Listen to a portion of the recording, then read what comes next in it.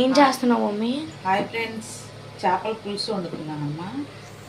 రేపు గంగానమ్మ దేవి సంబరం అన్నమాట, అదే జాతర. అయితే ఈరోజు చేపల పులుసు పెట్టుంటే బాగుంటుంది రేపటికి. రేపు ఇంకా బిర్యానీ, చికెను, మటను అన్నీ ఉన్నాయి. రేపు వీడియోలో పెడతా. ఇంకో చేపల పులుసు అయిపోయింది, చూసారా ఎర్రగా ఎలా బాగుందో.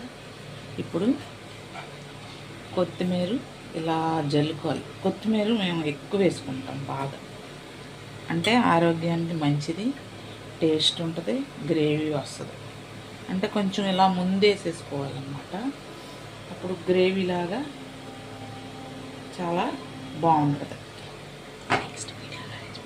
నెక్స్ట్ వీడియోలో మరి రెసిపీ చెప్తావా? నెక్స్ట్ వీడియోలో రెసిపీ ఎలాగా అని నేను చూపిస్తానండి.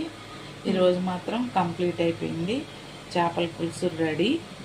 మరి పొద్దున్న ఏమేమి చేస్తానో చెప్పవా మరి? రేపు మార్నింగే లేస్తామండి 4కి, తలస్నానం చేసి